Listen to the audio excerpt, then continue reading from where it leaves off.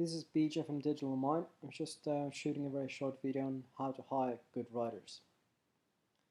Now, the first point I'd like to cover with you is to create a good brief. Now, a brief is basically a description of the work that you want to have created for you. And I generally suggest that you basically make it as simple as possible. And a simple brief would have a description of what you want to have created, the number of words you would like to have written, and to give these prospective applicants an idea of what you have in mind. It might be an idea to add a table of contents based on the keywords that you want to have in the book. Secondly, if you put the writing assignment out on a freelance platform like Odesk or Elance, the moment you have applicants coming in, it might be an idea to start shortlisting. And here I've written a couple of points on that. The first category that I suggest you shortlist are native English writers. They generally tend to have a better command of the English language, which can save you a lot of editing. Secondly, shortlist niche experts, those that have maybe a very strong connection to the content. For instance, if it's a book on wine, wine experts would be a category there. Thirdly, professional writers.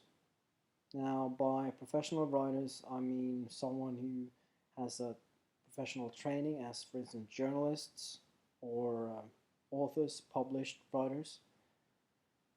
And finally, make sure that you avoid writing houses. Now, technically, writing house is not really a term. It's more something that I've experienced myself when I've looked for writers.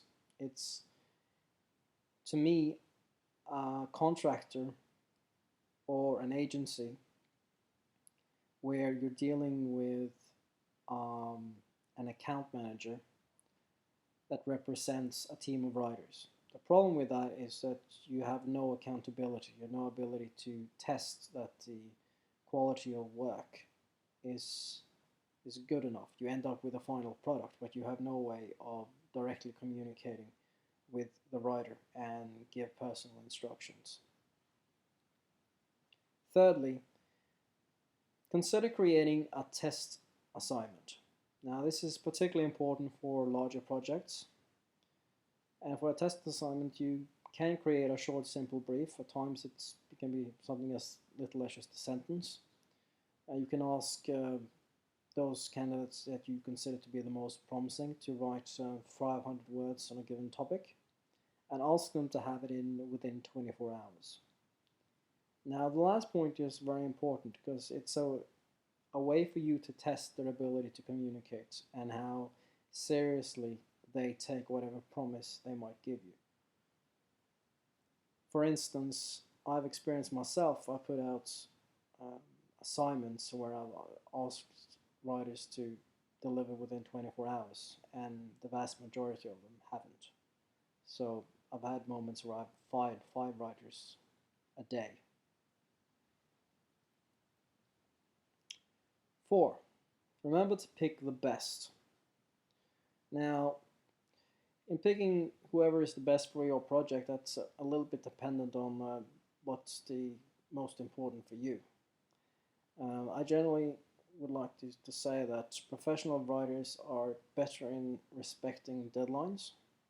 That might be because they can come from a background as journalists where things have to be done at a particular time, so they're better in structuring their time and their work.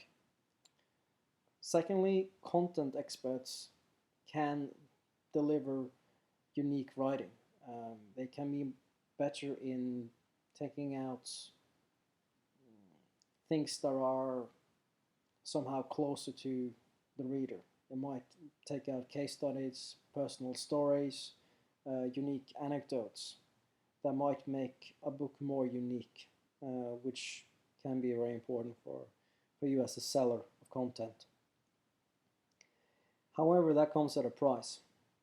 content experts generally must have editors, while professional writers at times can be so good that they already do the editing job for you. And finally, remember to support the writer.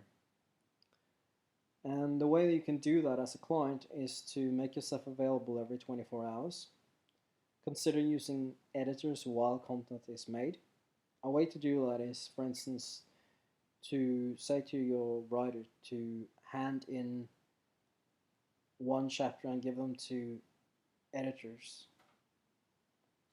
and then you have the opportunity to evaluate it after the editor is done and say, well, are we going in the right direction or not? And finally, remember to give compliments and detailed feedback. Writers in particular can be very sensitive, which can work either way. You can receive a chapter and say, well, this sounds very interesting, I like what you wrote on that paragraph, and that can be enough for a writer to keep on going for another 3 or 4 chapters if the compliment is very specific. Okay, that's about it. If you'd like to see more videos like this, go to digitalmind.com.